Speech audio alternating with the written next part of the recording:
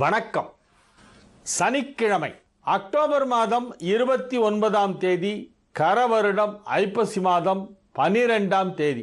நட்சத்திரம் அனுஷம், திதி வளர்பிறை திருதியை, யோகம் சித்த யோகம், சந்திராஷ்டமம் மேஷ ராசிக்கு. இன்று கந்த சஷ்டி விழாவின் 3ஆம் நாள்.